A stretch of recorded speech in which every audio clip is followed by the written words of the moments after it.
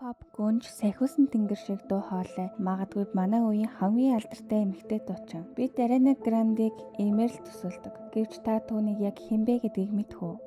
Эсвэл тэр өөрийгөө ч мэдэхгүй байна уу?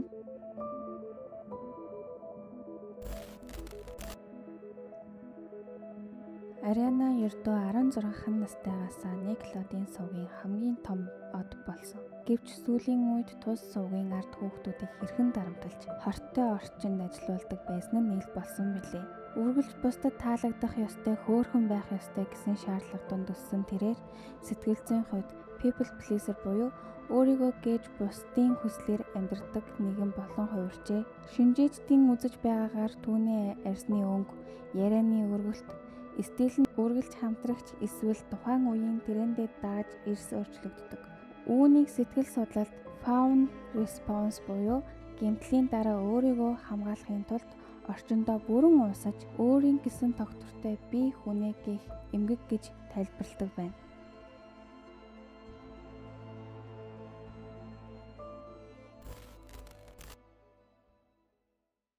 Ariana-гийн амьдралыг бүр мөсөн өөрчилсөн үйл явдал бол 2017 оны 5 дугаар сарын 22-нд Манчестер дахь түүний тоглолт дууссаны дараа дэлбэрэлт болж 22 хүн аймаа өргөдөж олон зуун хүн шархадсан. Ariana өөрөө бие мах бодийн гэмтэл аваагүй ч сэтгэл зүйн хувьд маш хүчтэй зочролд орсон.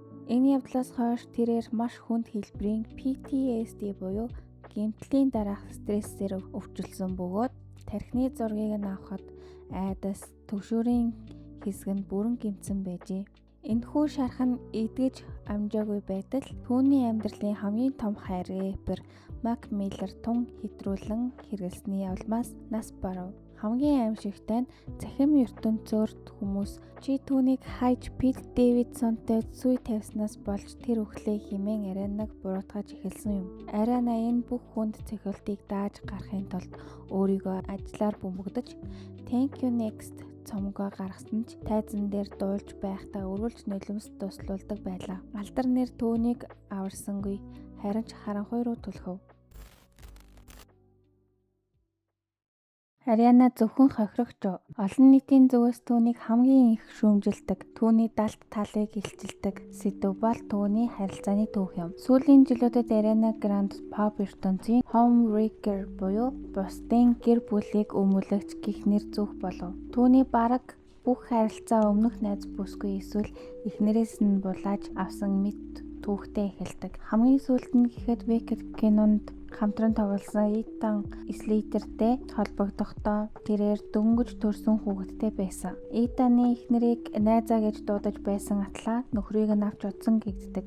Үүнийг Ariana өөрөө шөнө цомогтоо хүлээн зөвшөөрч Yes and дуугаа би хинтээ унтхан та нарт ямар хамаатай юм бэ гэж дуулсан нь олон шүтэн бишрэгчдийнх нь урмыг хугалсан юм. Сэтгэл судлаачдын үзэж байгаагаар хүүхэд насндаа эцэг эхийн салдаас болж хаягдах айдастай болсон хүмүүс бусдын харилцааг эвдэж тэндээс өөрийнхөө үн цэнийг мэдрэх гэсэн хортой хэв маягт автдаг байна. Ariana Grande бол pop соёлын төгс бүтээгдэхүүн. Түүнд Асер их авьяас алдар нэр байгаа ч түүний амьдрал хүүхэд насны гэмтэл, хагацал, айдас донд өргөнөж ирсэн. Тэр бол зүгээр нэг муу хүн биш, бас зүгээр нэг цагаан тагтаач биш. Тэр бол алдар нэр хүний сэтгэл зүйг хэрхэн хэлбэржүүлж бас эвдэж болдгийг амьд жишээ юм. Та Ariana Grande-ийн далд талын талаар юу гэж бодож байна вэ? Тэр үнэхээр бусдын амьдралыг суйруулагч үү? Эсвэл өөрөө pop ертөнцийн